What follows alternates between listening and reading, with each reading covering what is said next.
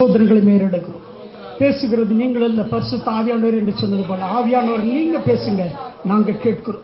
எங்கள் இருதயத்தை பரலோகத்துக்கு நேராய் திறந்து கொடுக்கிறோம். கர்த்தாவே, நம்முடைய வார்த்தைகளை அனுப்பி எங்களை போஷிக்கும்படியா, நிரப்பும்படியா, எங்களை அறிவை திறக்கும்படியா நாங்கள் செபிக்கிறோம். தொடர்ந்து உம்முடைய நாமத்தை மகிமைப்படுத்தும். உங்க வேத வசனத்துக்கு விரோதமாக எழும்பியிருக்கிற எல்லா சபிக்கப்பட்ட ஆவிகளையும் கிரியைகளையும் நஸ்ரனாகிய இயேசு கிறிஸ்துவின் நாமத்திலே கட்டி அப்புறப்படுத்துகிறோம். தேவ பிரசன்னம் எங்கள் மத்தியிலே உண்டாகட்டும். இயேசு கிறிஸ்துவின் மூலம் பிதாவே, ஆமென். அல்லேலூயா, அல்லேலூயா. கர்த்தருக்கு மகிமை உண்டாகட்டும். இந்த நாளிலே உங்களை சந்திப்பதில் மிக்க மகிழ்ச்சி.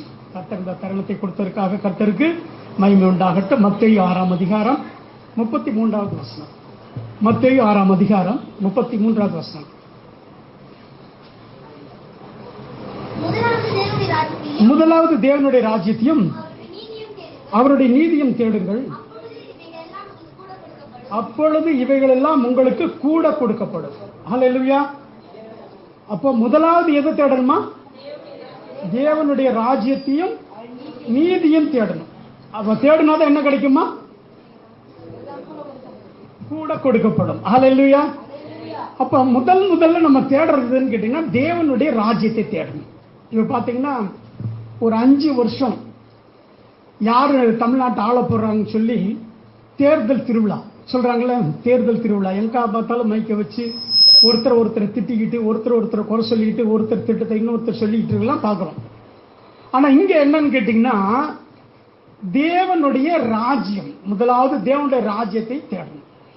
அந்த ராஜ்யம் எங்க இருக்குது அப்படின்னு கேட்டாலும் இயேசு சொன்னாரு, பரலோக ராஜ்யம் என்பது உங்களிடத்தில் இருக்கிறது. அல்லேலூயா. சரி, பரலோக ராஜ்யம் நம்மிடத்தில் இருக்கிறது. இது எல்லாரும் ஒத்துக்கிறீங்களா? ஒத்துக்கிறவங்களா ஒரு நல்ல சொல்லுவோம். சரி, இப்ப இந்த பரலோக ராஜ்யத்தை தேடும் போது இவைகள் எல்லாம் கூட கொடுக்கப்படும். இவைகள்னா என்ன?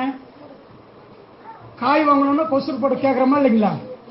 அப்ப காய் வாங்குறதுக்கு தான் காசு கொடுக்குறோம், கொசுருக்கு காசு கொடுக்குறோமா? இல்ல. அப்ப இங்க என்ன பண்றோம்? இப்ப கொசுரை பத்தி தான் நான் பேச போறேன். ஹல்லேலூயா. எதை பத்தி பேச போறேன்? கொசுறு. உங்க பாஸ்டர் தேவனுடைய ராஜ்யத்தை பத்தி நிறைய பேசிட்டு இருக்கிறாங்க. இப்ப நான் அந்த கொசுரை மட்டும் தான் பேச போறேன். ஹல்லேலூயா.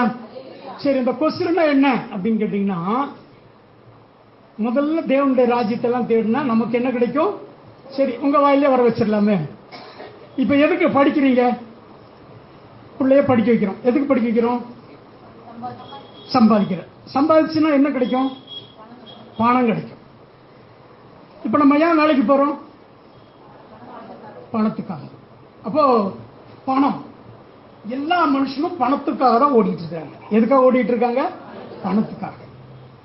பணம்ங்கிறது ஒரு தீண்டாத பொருளா?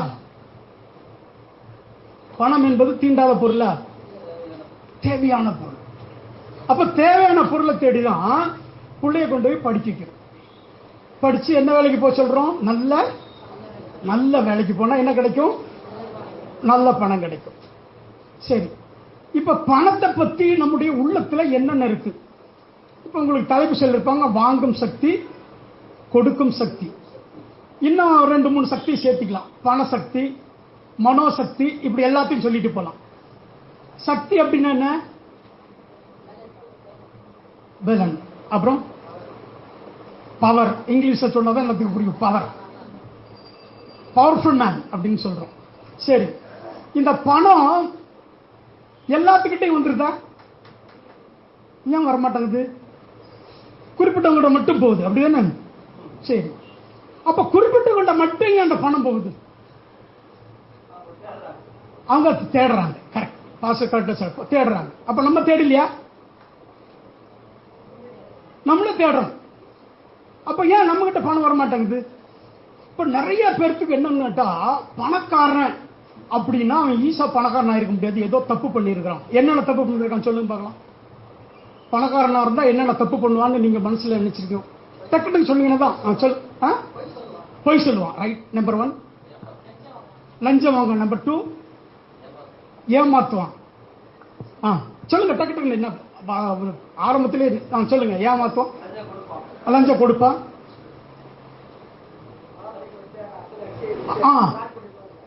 அபகரித்து, அப்புறம் சொல்லுங்க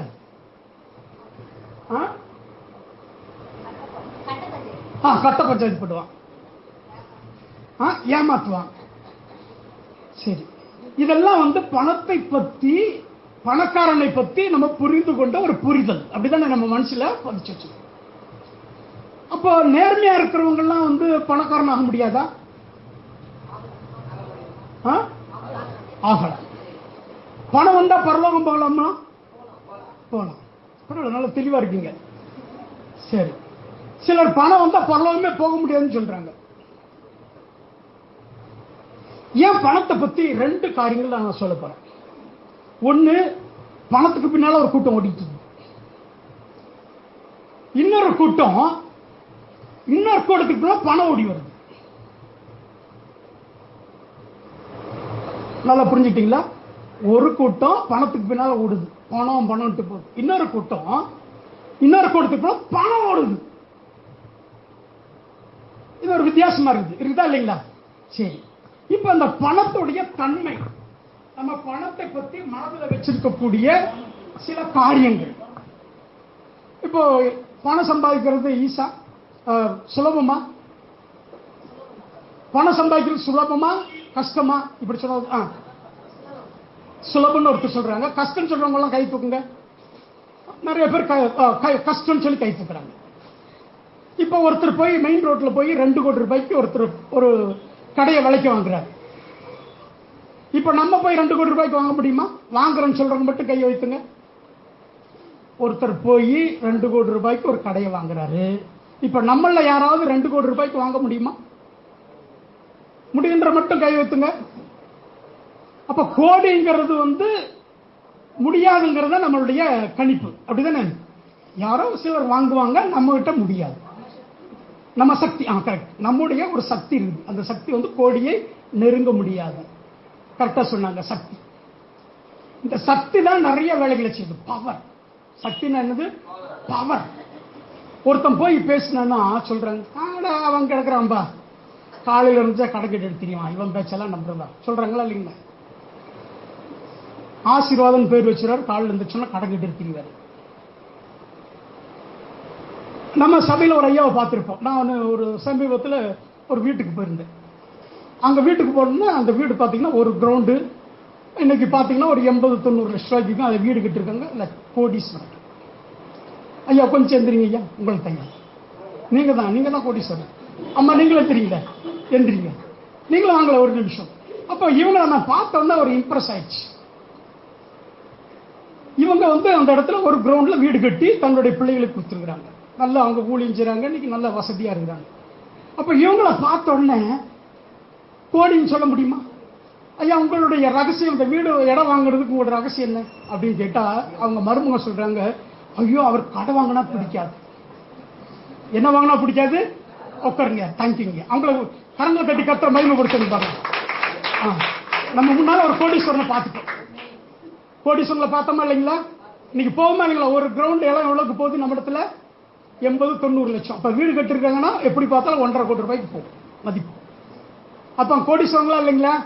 அப்ப நம்ம சில கோடீஸ்வரன் இருக்காங்க. கரங்களை தட்டி கத்திர மகிமைப்படுத்துவோமா? ஹல்லேலூயா.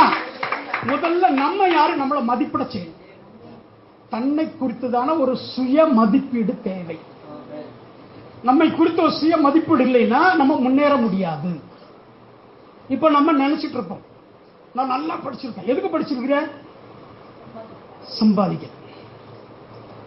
அப்ப சம்பாதிக்கிறதுக்கு என்ன தேவைப்படுது? அறிவு. கரெக்ட். கரங்களை தட்டி கத்திர மகிமைப்படுத்துவோம். சம்பாதிக்கிறதுக்கு அறிவு தேவைப்படுது. ஓசியா 4:6 சொல்லுது, என் ஜனங்கள் அறிவில்லாமனால் சங்காரமானார்கள். அப்போ அந்த வசனத்தை படிங்களா. ஓசியா 4ஆம் அதிகாரம் 6வது வசனம். என் ஜனங்கள் அறிவில்லாமனால் சங்காரமானார்கள்.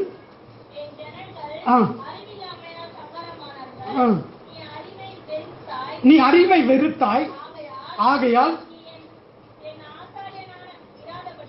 என் ஆசாரியனா இராதபடியால் நானும் உன்னை வெறுத்து விட்டேன். நீ உன் தேவனுடைய வேதத்தை மறந்தாய், நானும் உன் பிள்ளைகளை மறந்து விட்டேன். கரங்களை தட்டி கர்த்தரை மகிமைப்படுத்துவோமா? அப்ப அறிவை மறந்தா இவ்வளவு வேலையெல்லாம் நடக்குது. கர்த்தரே மறந்துடுவாரு, அப்புறம் வேதத்தை மறக்க வேண்டியதா இருக்கும். இப்ப அறிவு வந்து ஒரு மனுஷனுக்கு ரொம்ப தேவைப்படுது. இப்பிரபஞ்சத்தின் பிள்ளைகள் நம்மை காட்டிலும் அதிக புத்திசாலிகளா இருக்கான்னு வசனம் சொல்லுது. இங்க பாத்தீங்கன்னா உட்கார்ந்துட்டு இருப்பாங்க, ஒரு நாளைக்கு 500 ரூபாய்க்கு சாராயம் குடிக்கிறாங்க, சரக்கு அடிக்கிறாங்க. அதுக்கு என்ன சொல்றாங்க? 500 ரூபாய்க்கு சரக்கு அடிக்கிறாங்க. அவங்கள போய் கேட்டா பணம் எப்படி வருதுன்னா, டெய்லி சம்பாதிக்கிறோம், 1000 ரூபாய் சம்பாதிக்கிறேன், 1500 ரூபாய் சம்பாதிக்கிறேன், கான்ட்ராக்ட் எடுத்து நான் அப்படி சம்பாதிக்கிறேன், ஆனா சரக்கு அடிக்கிறாங்க. இப்ப நம்ம ஒரு 10,000 ரூபாய் சம்பாதிக்கிறதுக்கு ரொம்ப யோசிக்கிறோம். ஒரு 20,000 ரூபாய் 20,000 ரூபாய் சம்பாதிச்சுட்டு. அப்ப என்ன ஆகுது அப்படின்னு கேட்டீங்கன்னா, சிறு வயதிலிருந்து நமக்கு வந்து பணத்தை கையாளக்கூடிய முறையை நம்முடைய தாய் தந்தையர் நமக்கு சொல்லி தரல. ஐயா சொன்ன மாதிரி சபையும் சொல்லி தரல.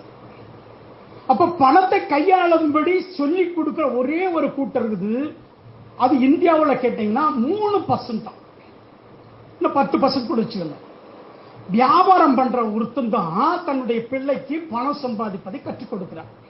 இந்த பொருளை வேணா இப்படி விற்கணும், இதை இப்படி பேசணும், இதுல இவ்வளவு வருமானம் வரணும் அப்படின்னு சொல்லி பணத்தை கையாளக்கூடிய, பணத்தின் மேலாண்மை, பணம் சம்பாதிக்கக்கூடிய ஒவ்வொரு காரியத்தையும் சிறு வயதிலிருந்து கற்றுக் கொடுக்கிறார். மற்றவங்க என்ன செய்யல அப்படின்னு கேட்டா, படிக்க சொல்றாங்க, வேலை செய்ய சொல்றாங்க.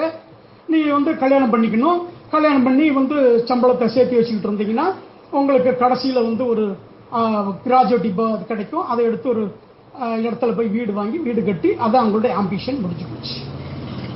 ஹல்லேலூயா. இப்படிதான் நம்மளை சுத்தி சுத்தி வந்துட்டு.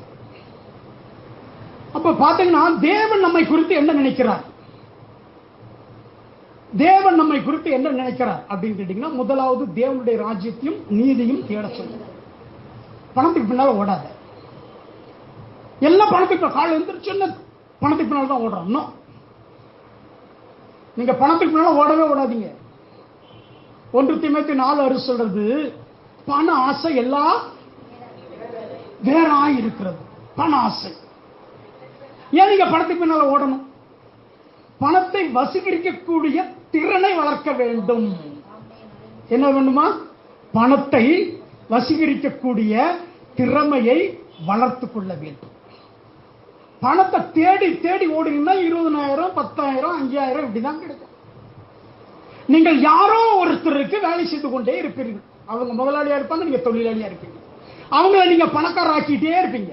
அவங்க பணக்காரன் ஆகிட்டே இருப்பீங்க, நீங்க பார்த்துக்கிட்டே இருப்பீங்க. பார்த்துட்டு இருக்கும்போது அவன் பணக்காரன் ஆகிட்டே இருப்பான். ஏன் அப்படி மாற்றுதல் வருதுன்னா, அடுத்த வசனத்தை பாருங்க. ஓசியா 4ஆம் அதிகாரம் 7வது வசனத்தை பார்த்தீங்கன்னா தெளிவா சொல்லப்பட்டிருக்கிறது.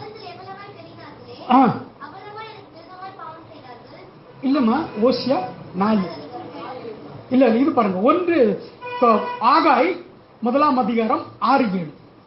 ஆகாய் 1ஆம் அதிகாரம் 6வது வசனம் 7வது வசனம். நீங்கள் திரளாய் விதைத்தும் கொஞ்சமாய் அறுக்கிறீர்கள், நீங்கள் புசித்தும் திருப்தியாகவில்லை, பிடித்தும் பரிபூர்ணம் அடையவில்லை.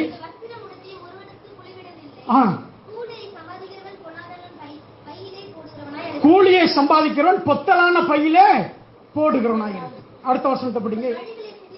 உங்கள் வழிகளை சிந்தித்து பாருங்கள்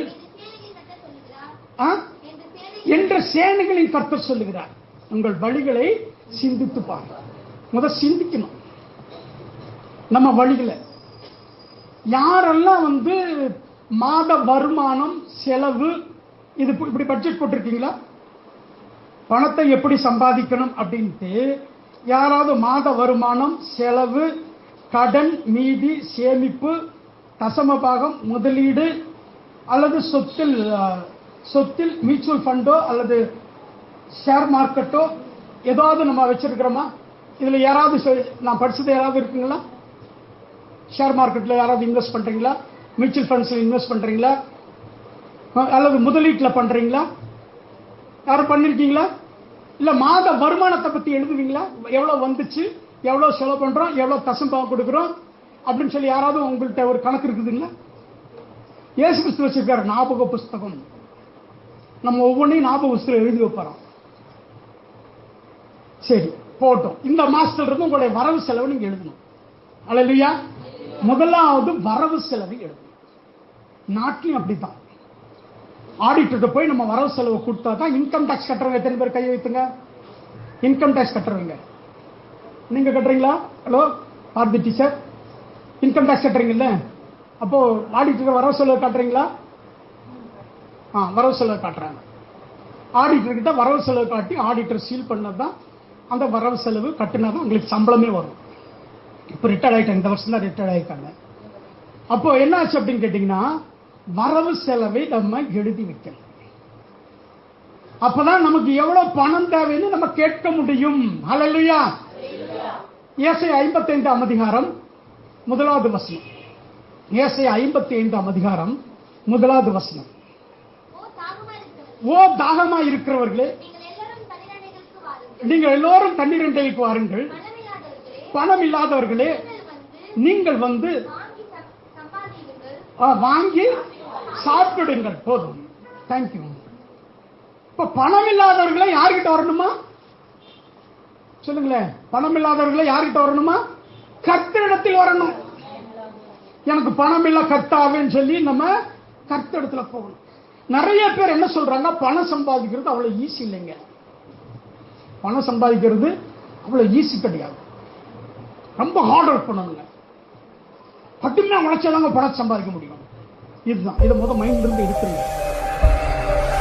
வாரன் பஃபெட் அப்படின்னு சொல்லிட்டு உலகத்துல 2வது பணக்காரர். அவர் என்ன செஞ்சாரு, கஷ்டப்பட்டு உழைச்சா தூக்கம் தான் வரும். பணம் எவ்வளவு வரும்? ஒரு 1000 ரூபாய், ஒரு 2000 ரூபாய் அவ்வளவுதாங்க வரும். மண்வெட்டி பிடிச்சி வெட்டினாலும் சரி, குளிர் எடுத்தாலும் சரி, 10 வீட்டு 10 தைச்சாலும் சரி, அல்லது கம்பெனில வேலை செஞ்சாலும் சரி, இவ்வளவுதான் வரும். அப்ப அதுக்கு மேல நீங்க சம்பாதிக்க முடியாது. அப்ப என்ன சொல்றாங்க, பணம் வந்து ஸ்மார்ட் ஒர்க். பணம் சம்பாதிக்கிறது என்ன ஒர்க்கா? பக்கத்துல சொல்லுங்க, ஸ்மார்ட் ஒர்க். சொல்லுங்க பக்கத்துல இருக்கிறவங்க, ஸ்மார்ட் ஒர்க். பணம் ஈஸியா சம்பாதிக்கலாம். ஹல்லேலூயா. அதுக்கு ஏன் போய் கஷ்டப்படுறீங்க? கஷ்டமே படக்கூடாதுங்க, இஷ்டப்படணும். சொல்லுங்க, இஷ்டப்படணும். கஷ்டப்படக்கூடாது, இஷ்டப்படணும். இஷ்டமா இருக்கிற வேலையை செய்யுங்க, கஷ்டமா செய்யவே செய்யாதீங்க, தேவையே இல்லை. கஷ்டமே படக்கூடாது. வாரன் பஃபெட் சொல்றாரு, கஷ்டமே படக்கூடாதுன்றார். அவர் கோடிகள் சம்பாதிச்சிட்டார். மியூச்சுவல், அதாவது அவர் வந்து முதலீடு என்ன பண்ணுவாருன்னா, கம்பெனி மேல முதலீடு பண்ணுவார். அப்புறம் அந்த கம்பெனியை வாங்கி அந்த கம்பெனியில் இருக்கிறவங்களை கூப்பிட்டு உட்கார வச்சுட்டு அதுல ஒரு முதலீடு பண்ணி சம்பாதிப்பார். ஒரு 10 வருஷம் என்ன பண்ணாரு, தன்னுடைய சொத்தை சரி பாதியை பிரிச்சு தர்மத்தை கொடுத்துட்டார். கரங்க தட்டி கர்த்தரை மகிமைப்படுத்துவோமா? சொத்தை சரி பாதியை பிரிச்சு யாருக்கு கொடுத்துட்டாரு? தர்மத்துக்கு. இந்தியாவுக்கு எல்லாருக்கும் கொடுத்துட்டாரு. நம்ம கொடுக்குமா? அவருதான் சொல்றாரு, பணம் சம்பாதிக்கிறது ஸ்மார்ட் ஒர்க். கஷ்டமே படாதீங்க. கஷ்டப்பட்டீங்கன்னா உங்களால பணம் சம்பாதிக்க முடியாது, சரீரம் போயிடும். ஏன்னா இன்னைக்கு நிறைய பேர் என்ன நினைச்சுக்கிறாங்க, பணத்தை பத்தி தப்பாய் புரிதல் வச்சிருக்கிறாங்க மனசுல. பணக்காரனா இருந்தா ஒரு பாஸ்டர் கிட்ட நானும் கிட்டத்தட்ட ஒரு 4 மணி நேரம் போடுறேன். ராத்திரி 1 மணி வரைக்கும் நான் இன்னொரு விருதம் போராடுறேன். அவர் சொல்றாரு, பணம் வந்தா நான் பரலோகமே போக முடியாதுன்ட்டு.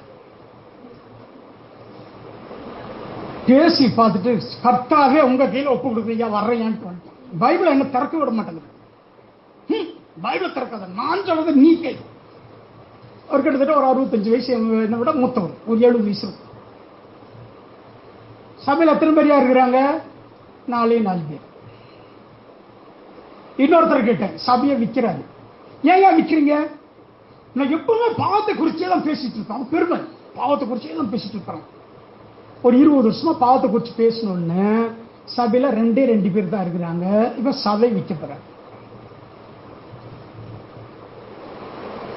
யாரையும் குறை சொல்றது என்னுடைய நோக்கமே அல்ல.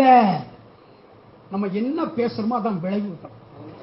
என்ன பேசுறோமோ அதனுடைய விளைவை நாம் எதிர்பார்ப்போம். Give respect and take respect சொல்றோம். நம்ம மரியாதை கொடுத்தா மரியாதை கிடைக்கும், திட்டுனா திட்டு கிடைக்கும், நம்ம பொறுப்பா பேசினா பொறுப்பு கிடைக்கும். அப்ப எதை நம்ம விடுறோமோ அதுதான் நமக்கு கிடைக்கும். அப்ப வாங்கும் சக்தியை அதிகரிக்க வேண்டும். இன்னைக்கு போனோன்னு வீட்டுக்கு போறோம், வீட்டுக்கு போனோம்னு இன்னைக்கு பிரியாணி சாப்பிட போறோம், நல்லா ஒரு பெரிய மாலுக்கு போறோம் அப்படின்னு சொல்ல முடியுமா?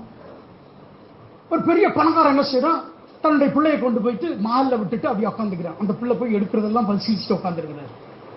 அந்த பொண்ணு போய் 1 லட்ச ரூபாய் ட்ரெஸ் எடுக்குது, சிரிக்கிறாரு. You take it don't worry, you take அப்படின்றான். கவலையே இல்லை, நீ எவ்வளவு வேணாலும் வாங்கிக்க. அவர் செக்கில் கை வச்சிட்டு இருக்காரு. பொண்ணு வந்த உடனே செக் எவ்வளவுமா, 3 லட்சம் ரூபாய் கரெக்டா எழுதி கொடுத்துட்டு போயிட்டே இருக்காரு. அவருக்கு ஹாப்பி.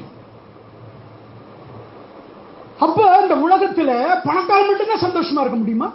பணம் வந்தா எல்லாம் வந்துருமா? நிறைய பேருக்கு என்ன தெரியுமா, பணம் வந்துருச்சுன்னா எல்லாம் கிடைச்சிடும்.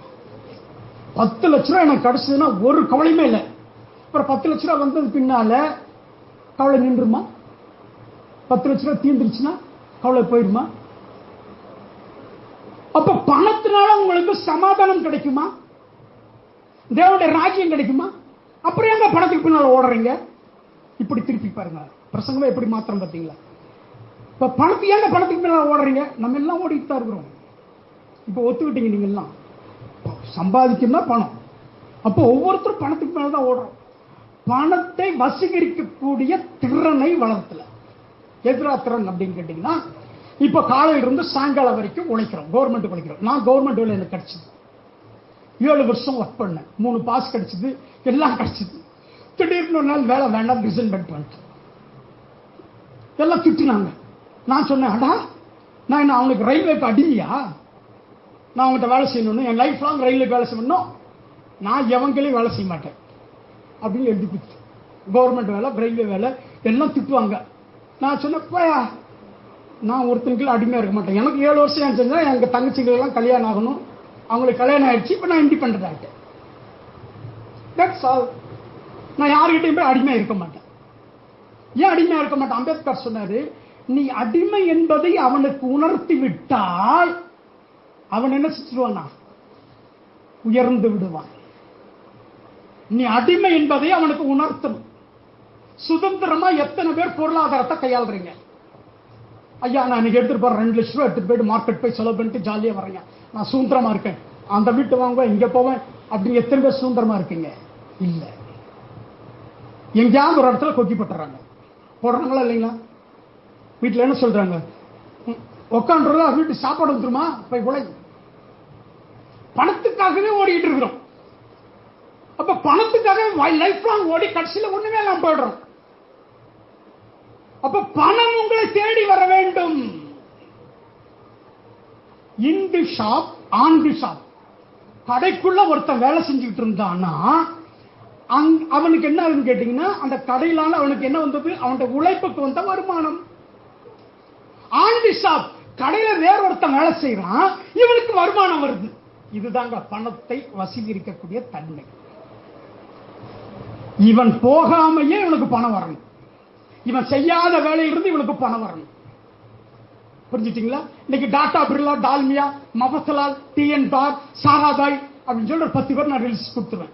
இவங்களுக்கெல்லாம் பணம் கொட்டுது. அவங்க வந்தாலும் சரி, வராட்டாலும் சரி, ஃபேக்டரி வந்து பார்த்தாலும் சரி, பார்க்காட்டாலும் சரி, தூங்கினாலும் சரி, தூங்காட்டாலும் சரி, வெளிநாட்டில் இருந்தாலும் சரி, கோடிக்கணக்கில் பணம் கொட்டுது. கொட்டுதா இல்லைங்களா? கொட்டுன்னு சொல்றவங்களா ரல்லே சொல்லுவோம். அப்ப நமக்கு ஏன் கொட்டல?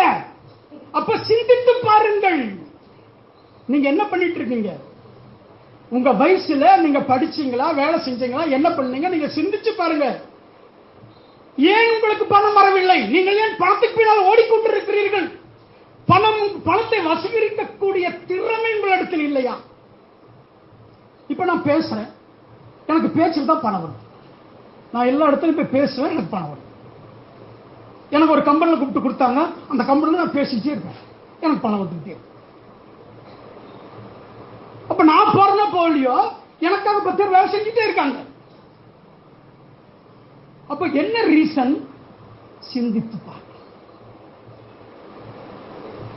ஒருத்தர் போய் கடையை வச்சாரு, அங்கேயே இருக்காரு, அந்த கடை பெருசா இல்ல. ஒருத்தர் இன்னொரு என்ன பண்ணாரு, ஹோட்டல் கடை வச்சாரு, பிராண்ட் நேம் வந்து பெருசா மக்கள் மத்தியில் கொண்டு வந்தார். சரவணபவன் ஹோட்டல் பிராண்டட் கொண்டு வந்தார். இன்னைக்கு ஃபாரின் எல்லாம் போயிருச்சு. அவருக்கு அந்த சரவணபவன் அடைய நல்லா இருக்கும்பா, இங்க போனா 120 ரூபா 150 ரூபா சாப்பாடு போய் சாப்பிடுறான். அதே இடத்துல போனா 150 ரூபாயான்னு கேட்கறான். அங்க பிராண்டட் கொண்டு வந்துட்டாங்க. அப்ப ஆண்டி ஷாப், கடன் வழியாக சம்பாதிக்கிறான். இந்த உலகத்துல பிறந்தோன்னா சிந்திக்க ஆரம்பிக்கும். எப்படி சிந்திக்கணும் அப்படின்னு கேட்டீங்கன்னா, நான் போய் சம்பாதிக்க கூடாது, அப்ப நான் சம்பாதிச்சு சாப்பிட்டுட்டு இருந்தேன்னா கடவுளை எப்ப தேடுவேன்? 8 மணி நேரம் வேலை செய்யறோம், அதுக்காக வேலைக்கு போறதுக்கு ஒரு 3-4 மணி நேரம் பயணப்படுறோம், அதுக்காக நம்ம கிளம்புறது, குளிக்கிறது, சாப்பிடுறது, அது போறதெல்லாம் ஒரு 2 மணி நேரம். இப்படி எல்லாம் போச்சு அப்படின்னு கேட்டா 8 மணி நேரம் தூங்குறது. பாருங்க, 90-12 சங்கீதம் 90-12 சொல்லுது. சங்கீதம் தண்ணி வேணும். சங்கீதம் 90-12. இன்னும் ஒரு நிமிஷம், எல்லாம் எடுத்துட்டீங்களா?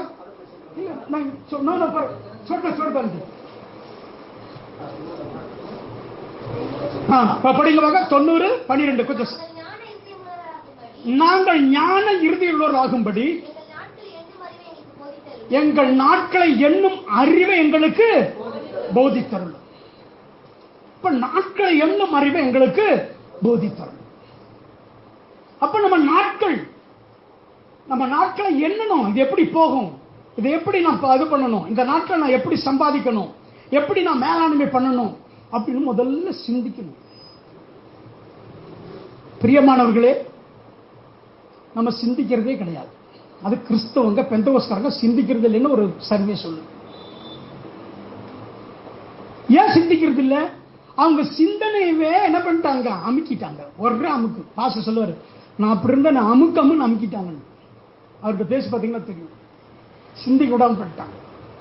ஒரு அடிமையின் கூட்டத்தை உருவாக்கி விட்டாங்க. எனக்கு